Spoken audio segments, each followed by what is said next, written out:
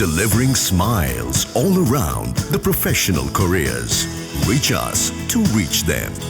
HiQE Campus NEET Crash 2026 revision attack. எங்க teachers உங்க டைம்ல இந்தியா ரேட்ல. உடனே ஜாயின் பண்ணுங்க. வெறும் ரூபாய் 4720 மட்டுமே. எனக்கு தெரிஞ்சு ஒரு உள்ளிருந்து வரக்கூடிய சில தகவல்லாம் படம் இப்போதைக்கு ரிலீஸ் ஆகாதுங்க தான் சொல்கிறேன். ஆனால் இப்போ மார்ச் வந்துருச்சுன்னா ரொம்ப தீவிரமாக எலெக்ஷன் முடிஞ்சதாங்க படம் ஒரு ஓப்பனாக சொல்லட்டுமா? எலெக்ஷன் முடிஞ்ச படம் தாங்க வரும். இன்னொன்று ஓப்பனாக சொல்லட்டுமா? அரசியல் ரீதியா உங்களுக்கு எதிர்பார்த்த படம் பிப்ரவரி மாதம் ஒரு 8-10 நாள் போயிடுச்சு. எப்போ படம் வெளியாகும் சார்? ஏன் இந்த டிலே? 5000 ஸ்க்ரீன், 1000 தேட்டர், ஜனநாயகன் பட்டைகள் போகுது. ஜனநாயகன் மீண்டும் உடச்செறிஞ்சு வந்துட்டு இதெல்லாம் நம்ம பார்க்குறப்ப அப்படின்னு நம்ம பேசினோம்னா வியூஸ் போகும். எதுவுமே இல்லை. இவங்க அந்த கேஸை வாபஸ் வாங்கிக்கிறாங்க. இவங்க சென்சார் போர்டு சொன்ன அந்த ரிவைசிங் கமிட்டிக்கு நாங்கள் படத்தை அனுப்புவதற்கு ஒத்துக்கிறோம். அந்த 20 நாளுக்குள்ள படத்தை பார்த்துட்டு அவங்கள அது ஏதாவது அப்ஜெக்ஷன் இல்லை அப்படின்னா அவங்க சர்டிஃபிகேட் கொடுப்பாங்க. அந்த 20 நாளுக்கு பிறகுமே அவங்க நினச்சா அந்த 20 நாளைக்கு மேலேயும் கூட போகலாம். இப்போ இவங்க டேட் ஃபிக்ஸ் பண்ணியிருக்காங்கல்ல, அந்த 18, அது விஜய்க்கும் தெரியாது, கேவிஎன் ப்ரொடக்ஷனும் தெரியாது, படத்தை வாங்கின டிஸ்ட்ரிபியூட்டரும் தெரியாது. இவங்களாம் ஒரு டேட்டை ஃபிக்ஸ் பண்ணிட்டாங்க 18ஆம் தேதி. இப்போ படம் வாங்கின மலேசியாவிலையோ, துபாயிலையோ, சிங்கப்பூர்லேயோ, குவைத்லையோ, கத்தார்லையோ இந்த படம் எப்படி ரிலீஸ் பண்ணுவாங்க? வாங்க டிஸ்ட்ரிபியூட்டர் போட்ட காசில் பாதியாவது வரணுமே. ஆகாயம் நேயர்களுக்கு வணக்கம். ஜனநாயகன் படம் இந்நேரத்துக்கு வெளியாகி இருக்க வேண்டியது, ஆனால் சில காரணங்களால் தள்ளி போயிட்டே இருக்குது. இந்த மாதம் வெளியாகும் அப்படின்னு சொல்கிறாங்க. உண்மை என்ன? படம் எப்போ வெளியாகும்? டீட்டெயிலாக நம்மகிட்ட அந்த தகவலை பகிர்ந்துக்கிறதுக்காக மூத்த பத்திரிகையாளர் திரு சுபேர் அவர்கள் இருக்காங்க. வணக்கம் சார். வணக்கம். உங்களுக்கு எதிர்பார்த்த படம் பிப்ரவரி மாதம் ஒரு 8-10 நாள் போயிடுச்சு. எப்போ படம் வெளியாகும் சார்? ஏன் இந்த டிலே? இல்லை 19 ரிலீஸ் ஆகும்னு சொல்கிறாங்க சார். 5000 ஸ்க்ரீன், 1000 தேட்டர், ஜனநாயகன் பட்டைகள் போகுது. ஜனநாயகன் மீண்டும் உடச்செறிஞ்சு வந்துட்டார். இதெல்லாம் நம்ம பார்க்குறப்ப அப்படின்னு நம்ம பேசினோம்னா வியூஸ் போகும். தமிழன் அப்படி வச்சிங்கன்னா நிறையா பேர் பார்ப்பாங்க. இப்படி இந்த இந்த ரெக்கார்டை கொஞ்சம் கடந்த ஒரு வாரம் ஓட்டிகிட்டு இருக்காங்க. மொத்தம் ரிலீஸ் ஆக போகுது, 1000 தேட்டர் ரிலீஸ் ஆக போகுது, 5000 தேட்டர் ரிலீஸ் ஆக போகுது, ஜனநாயகனை பார்த்து சென்சார் போர்டே கண்ணீர் விட்டுச்சு அப்படின்றலாம் பேசுவாங்க. எதுவுமே இல்லை. நடந்தது என்ன அப்படின்னா இவங்க அந்த கேஸை வாபஸ் வாங்கிக்கிறாங்க. இவங்க சிபிஎஃப்சின்னு சொல்லக்கூடிய central board of film certification அதை எதிர்த்து, சென்சார் போர்டை எதிர்த்து இவங்க அப்ளை பண்ண அந்த வழக்கை வாபஸ் வாங்கிட்டு இவங்க சென்சார் போர்டை சொன்ன அந்த ரிவைசிங் கமிட்டிக்கு நாங்கள் படத்தை அனுப்புவதற்கு ஒத்துக்கிறோம். படம் சென்சார் ரிவைசிங் கமிட்டிக்கு போயிடுச்சு. இப்போ ரிவைசிங் கமிட்டியில் நீங்கள் எடுத்ததுலேருந்து 20 நாள் அவங்க ஒரு டைம் ஸ்லாப் வச்சுருக்காங்க. அந்த 20 நாளுக்குள்ள படத்தை பார்த்துட்டு அவங்கள அது ஏதாவது அப்ஜெக்ஷன் இல்லை அப்படின்னா அவங்க சர்டிஃபிகேட் கொடுப்பாங்க. இல்லை அந்த 20 நாளுக்கு பிறகுமே அவங்க நினச்சா அந்த 20 நாளைக்கு மேலேயும் கூட போகலாம். இல்லை படத்தில் சில காட்சியில் நீங்கள் சில பேருடைய ஒப்பீனியன் வேணும், சில பேருடைய என்ஓசி வேணும், சில கம்யூனிட்டி தலைவர்களோட வேணும், சில ரிலீஜன் தலைவர்களோட இது இருக்குது, அவங்களாம் கூப்பிட்டு படத்தை காமிக்கணும், அவங்க சொன்னால் தான் படத்தை ரிலீஸ் பண்ணணும்னு அவங்க அதாவது சஜஷன் கொடுத்தாங்கன்னா அதையும் ஏற்றுக்கொள்ளத்தான் வேண்டும். ஓகேவா? இப்போ ரிவைசிங் கமிட்டிக்கு தான் படம் போயிருக்கு. ரிவைசிங் கமிட்டிக்கு படம் போயிருக்குன்னொடனே இங்கே ஆரம்பிச்சிட்டாங்க. 1000 ஸ்க்ரீனு, 1000 கோடி, அப்படியா இப்படியான்னு ஒரே பேட்டர்னில் சொல்லி வச்ச மாதிரி அடிக்கிறாங்க. இதுக்கு பின்னாடி என்ன நடந்திருக்குன்னா, ஜனநாயகன் படத்தை வாங்கின டிஸ்ட்ரிபியூட்டர், தேட்டர் ஓனர்ஸு எல்லாருமே ஜனநாயகன் கம்பெனி, இந்த கேவிஎன் ப்ரொடக்ஷன் தரப்பு நெருக்க ஆரம்பிச்சிட்டாங்க. பணத்தை கொடுக்க கேட்க ஆரம்பிச்சிட்டாங்க. படமே எப்போ வருமே தெரியாது, பணத்தை கொடுங்க, எவ்வளோ நாள் தான் நாங்கள் பொறுக்கிறதுன்னு நெருக்கடி கொடுக்க ஆரம்பித்தோடனே என்ன பண்ணுறாங்கன்னா, அவங்களே ஒரு செய்தியை லீக் பண்ணுறாங்க. பார்த்தீங்கன்னா 19ஆம் தேதி படம் ரிலீஸ் வந்துடும், இந்த செய்தியை பரப்பிவிடுங்கன்னு ஒரு 4-5 பேர் இருக்கிறாங்க. அவங்கள்ட்ட கொடுத்தோடனே ஒரே 4 பேர் ஒரே செய்தி தான், ஒரே பேட்டர்னில் பேசுவாங்க. ஏன்னா பார்த்தீங்கன்னா 19 ரிலீஸுங்க, தளபதிக்காக அது வைரங்க, மண்ணில் புதைக்க மெருகறிக்கிட்டே போகுங்க அப்படின்ற மாதிரி பேச்சு ஒரு வாரம் பார்த்தீங்கன்னா சோசியல் மீடியாவில் 19 ரிலீஸ் இவங்களும் டேட்டை ஃபிக்ஸ் பண்ணிட்டாங்க. இதில் என்ன பெரிய பியூட்டின்னா, கேவிஎனுக்கே தெரியாது 19ஆம் தேதி ரிலீஸுங்கிறது கேவிஎன் ப்ரொடக்ஷனுக்கே தெரியாது. அப்போ ரிவைசிங் கமிட்டிக்கு படம் போயிருக்கு. ரிவைசிங்கில் படம் இப்போ இருக்குது. அவங்க எந்த பஞ்சாயத்தும் பண்ணாமல் கொடுத்துட்டாங்கன்னா படம் ரிலீஸ் ஆகும். அது 20 நாள். இப்போ 4ஆம் தேதியோ 5ஆம் தேதியோ வச்சுங்களேன். இந்த மாதம் அவங்களுக்கு 28ஆம் தேதி வரைக்குமே, 24ஆம் தேதி வரைக்குமே அவங்களுக்கு டைம் இருக்குது. அதற்கு பிறகு அவங்க நினச்சா அந்த எக்ஸ்டெண்ட் பண்ணலாம். உதாரணத்துக்கு நான் ஏற்கனவே சொன்ன மாதிரி ஒரு காட்சி இந்த ஒரு குறிப்பிட்ட ஒரு சமூகத்தை நீங்கள் காமிச்சிருக்கீங்க, அதில் இருக்கக்கூடியவருடைய என்ஓசி வேணும், இந்த படத்தை அவங்களுக்கு போட்டு காமிக்கணும்னா அந்த ஆட்களை கூட்டு போட்டு காமிச்சு அவங்க என்ஓசி கொடுத்தா தான் படம் ரிலீஸ் ஆகும். இதுதான் இப்போ ப்ராசஸ். இப்போ இவங்க டேட் ஃபிக்ஸ் பண்ணியிருக்காங்கல்ல, அந்த 18, அது விஜய்க்கும் தெரியாது, கேவிஎன் ப்ரொடக்ஷனும் தெரியாது, படத்தை வாங்கின டிஸ்ட்ரிபியூட்டரும் தெரியாது. இவங்களாம் ஒரு டேட்டை ஃபிக்ஸ் பண்ணிட்டாங்க 18ஆம் தேதி. 18ஆம் தேதி வர்றதுக்கான வாய்ப்புகள் மிக மிக மிக மிக குறைவு. ஏன்னா 18ஆம் தேதிக்கு பிறகு ரிவைசிங் போய் படம் வந்து சென்சார் ஆகி வருமாங்கிறது தெரியல. அதுக்கு ப்ராக்டிக்கலாக நிறையா சிக்கல் இருக்குது. என்னென்னா நீட் ஜேஇ ஆல்ரெடி நடந்து முடிஞ்சிருச்சு. நீட் நோட்டிஃபிகேஷன் வந்து ஓப்பன் ஆயிடுச்சு. அது இல்லாமல் பப்ளிக் எக்ஸாமுடைய டேட்டும் சிபிஎஸ்சிலாம் அனௌன்ஸ் பண்ணிட்டாங்க. அப்போ இப்போ வந்து தமிழ்நாடு முழுவதும் இப்போ வந்து தேர்தல் ஒரு காலம் ஒரு பக்கம் இருந்தால் கூட தேர்வு காலம் மாணவர்கள் வந்து பெரிய அளவில் தேர்வுக்கு ப்ரிப்பேர் ஆகிட்டு இருக்காங்க. ஒரு பக்கம் பொது தேர்வுக்கு, ஒரு பக்கம் என்ட்ரன்ஸ் எக்ஸாம்ஸ்க்கு, இந்த மாதிரி ப்ரிப்பரேஷனில் அவங்க பிஸியாக இருக்கிறாங்க. வீட்டில் போனாங்கன்னா விளக்கமாக தான் அடிப்பாங்க, படிக்கிற வேலையை போட்டு படத்துக்காக போகிறோம் அப்படின்னு. அதனால் வந்து இப்போ அது ஒரு சிக்கல். இப்போ வந்து 17-18ஆம் தேதி வந்து உலகம் முழுவதுமே வந்து ரம்ஜான் ஃபாஸ்டிங் ஸ்டார்ட் ஆகுது. இந்த படம் வந்து குறிப்பிட்டு மிடில் ஈஸ்ட்டில் பெரிய அளவில் விஜய்க்கு ஓப்பனிங், குறிப்பாக மலேசியாவில் பெரிய ஓப்பனிங். மலேசியாவில் 10 கோடி ரூபாய்க்கு இந்த படத்தை வாங்கியிருக்கிறாரு. மலேசியாவில் இருக்கக்கூடிய அந்த மாலிக் வாங்கியிருக்கிறாரு. மலேசியா, மிடில் ஈஸ்ட் மலேசியாவாக இருக்கட்டும், துபாயாக இருக்கட்டும், சிங்கப்பூராக இருக்கட்டும், சவுதியாக இருக்கட்டும், அதோட ஒரு தேட்டர் வந்து சவுதியாக இருக்கட்டும், தமிழர்கள் தென்னிந்தியர்கள் அதிகமாக இருக்கக்கூடிய ஊர். ஆமாம், அந்த மிடில் ஈஸ்ட் எல்லாமே, மிடில் ஈஸ்ட் இஸ்லாமிக் கண்ட்ரீஸில் எல்லாத்துலேயுமே இந்த ரம்ஜான் டைம் வந்ததுன்னா ஆஃபீஸே ஆஃப் டே தான். பெரும்பாலும் ஸ்கூல் காலேஜஸ்லாம் ஆஃப் டே தான் வச்சுருப்பாங்க. சில நேரங்களில் ஒரு 15-20 நாளுக்கு மேலே லீவ் விட்டுருவாங்க. அப்போ எந்த விதமான கொண்டாட்டங்களுமே அங்கே இருக்காது. அந்த லீவில் வந்து நம்மள மாதிரி வெளியே போகிறது வர்றது, படத்துக்கு போகிறது அப்படி எந்த இதுவுமே பண்ண மாட்டாங்க. ஒன்லி அந்த ஹோலி மந்த் அப்படிப்பாங்க, புனிதமான மாதம். அந்த மாதத்தில் நிறையா அவங்க வந்து இந்த மாதிரி ஸ்பிரிச்சுவலான விஷயங்களாக இருப்பாங்க. அதனால் கேளிக்கை கூட்டங்கள் போகிறது, சினிமாவுக்கு போகிறது, ஆட்டம் பாட்டம், அந்த மாதிரி எந்த விஷயமே இருக்காது. எல்லாருமே வந்து காலையிலேருந்து சூரியன் உதயத்துலேருந்து சூரியன் மறைவு வரைக்கும் இந்த ஃபாஸ்டிங் இருக்கிற நேரத்தில் அவங்க மினிமம் வந்து அந்த ஸ்பிரிச்சுவல் இதிலே இருப்பாங்க. அதனால் இஸ்லாமிக் நாடுகள் எல்லாமே வந்து ஆஃப் டே தான் இருக்கும். ஒரு சில நேரத்துக்கு ஈவினிங்கில் தான் ஆஃபீஸை ஓப்பன் ஆகும். சில மதியானத்துக்கு மேலே க்ளோஸ் பண்ணிடுவாங்க. ஸ்கூல் காலேஜெலாம் வந்துடும். அப்போ ஏறக்குறைய அவங்க வந்து அந்த மூடில் போயிடுவாங்க. இப்போ படம் வாங்கின மலேசியாவிலேயோ, துபாயிலேயோ, சிங்கப்பூர்லேயோ, குவைத்லேயோ, கத்தார்லேயோ இந்த படம் எப்படி ரிலீஸ் பண்ணுவாங்க? வாங்க டிஸ்ட்ரிபியூட்டர் போட்ட காசில் பாதியாவது வரணுமே. பெரிய அளவில் ஃபேன் பேஸ் மலேசியாவில் விஜய்க்கு இருக்குது. இப்போ அந்த நேரத்தில் 18ஆம் தேதி 19ஆம் தேதி ரிலீஸ் பண்ணுறதுக்கு யோசிப்பாங்க இல்லையா? அங்கே இருக்கிற படம் வாங்கினவங்க சொல்லுவாங்கல்ல, படத்தை ரிலீஸ் பண்ணாதீங்க அப்படின்னு சொல்லுவாங்களா இல்லையா? அது ஒரு சித்து. இந்தியாவுக்கு வந்தீங்கன்னா இந்தியா முழுவதுமே இங்கே வந்து நமக்கு வந்து எக்ஸாம் ஸ்டார்ட் ஆகுது. தமிழ்நாடாக இருக்கட்டும், கேரளாவாக இருக்கட்டும், கர்நாடகாவாக இருக்கட்டும், இந்தியா முழுவதுமே சிபிஎஸ்சி நோட்டிஃபிகேஷனே வந்துருச்சு. பொது தேர்வுக்கான நோட்டிஃபிகேஷன் வந்துருச்சு.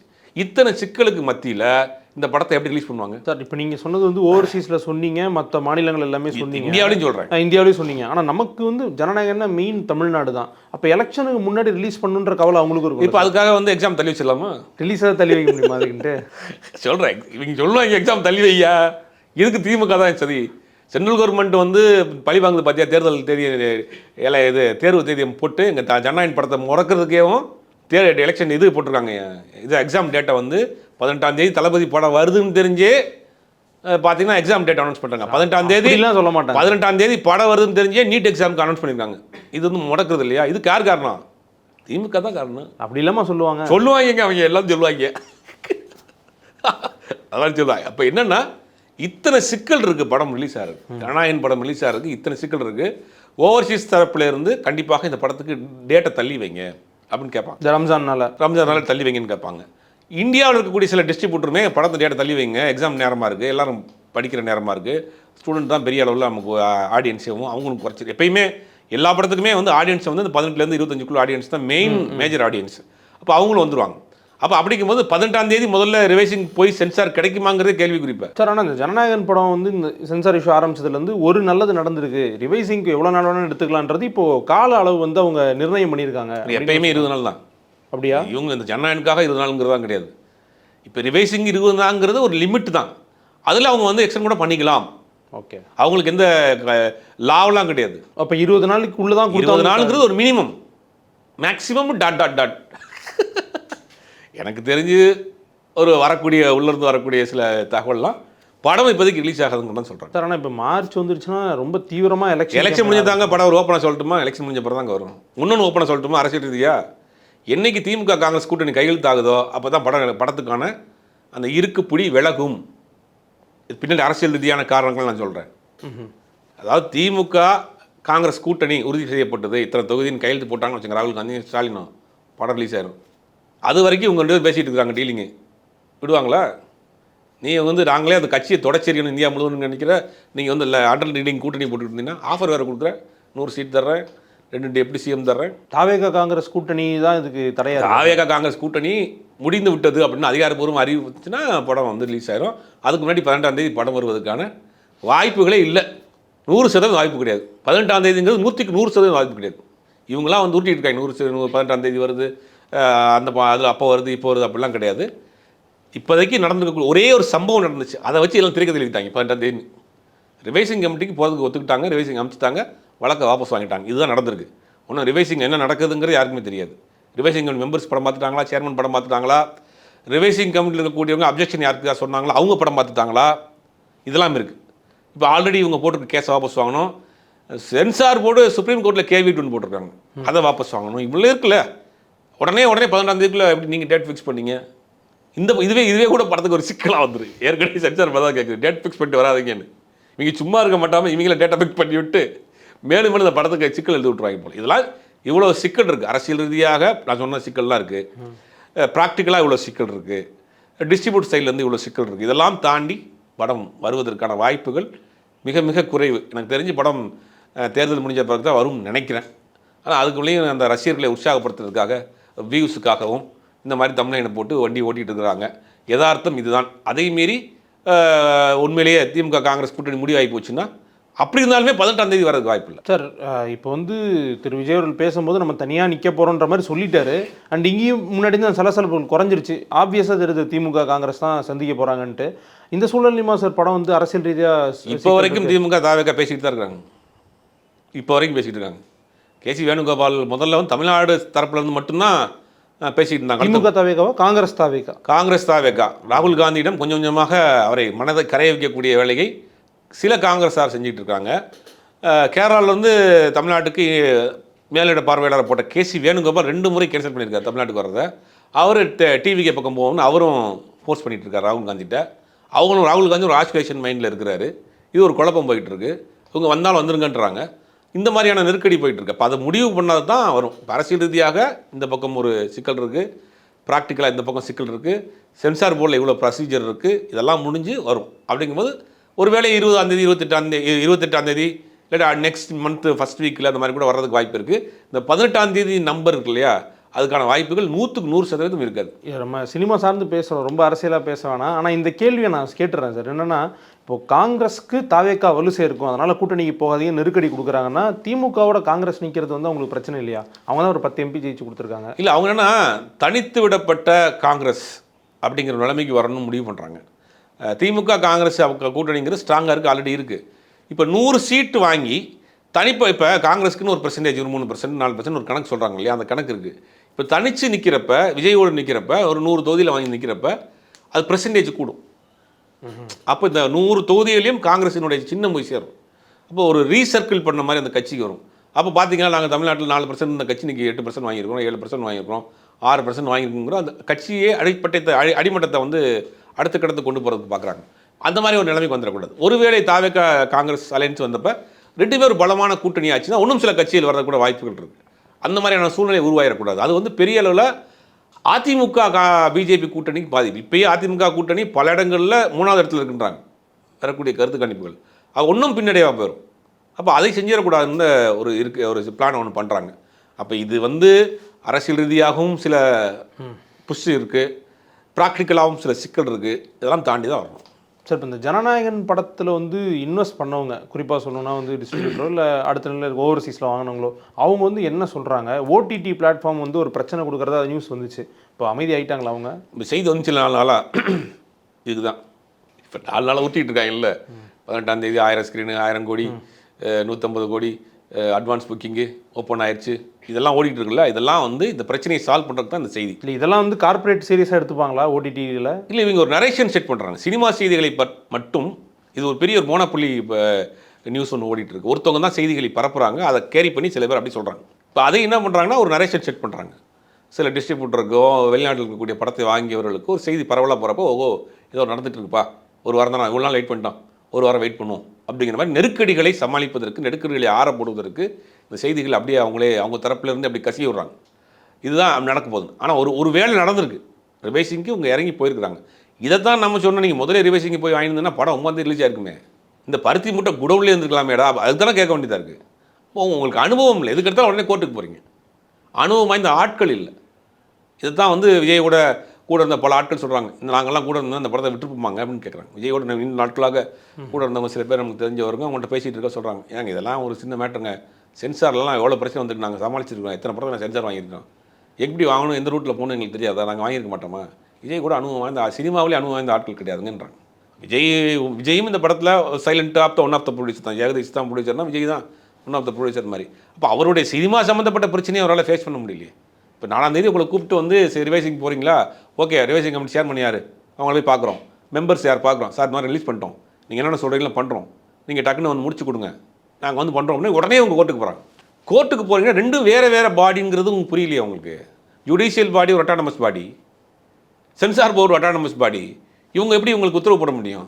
இதில் நடந்ததே இல்லையே, இதுவே உங்களுக்கு தெரியலையே உங்களுக்கு பேசிக்காக. இதெல்லாம் சிக்கல்ல வருது. இதெல்லாம் முயற்சி பண்ணி பார்க்குறாங்க. இங்கே இது எப்படி ப்ராக்டிக்கல்னு யோசிக்கணும்ல. நீங்கள் பிரச்சனை இங்கேயே பிடிச்சிருக்கணுமா இல்லையா? 4ஆம் தேதி உங்களை கூப்பிட்டு ரிவைசிங் அனுப்புகிறவங்கன்னா ரிவைசிங் அனுப்புங்க, ஆனால் சீக்கிரம் முடிச்சு கொடுங்க, எங்களுக்கு படம் ரிலீஸ் பண்ணணும், சேர்மனை பார்க்குறோமா நாங்கள் பார்க்குறோம், மெம்பரை பார்க்குறோம், நீங்கள் முடிச்சு கொடுங்கன்னு ஃபோர்ஸ் பண்ணி 9ஆம் தேதிங்கிறதுல 12ஆம் தேதி வந்து போங்க. உடனே எடுத்தோடனே கோர்ட்டுக்கு போகிறீங்க, அங்கேருந்து சுப்ரீம் கோர்ட்டுக்கு அங்கே போங்க, கீழே போங்க அப்படின்னு பற்றி விட்டாங்க, அங்கேருந்து திருப்பி இங்கேயே வந்துடுங்க. இப்போ இந்த குழப்பம் ஒரு சினிமா சார்ந்த ஒரு பிரச்சனையவே உங்களால் ஃபேஸ் பண்ண முடியல.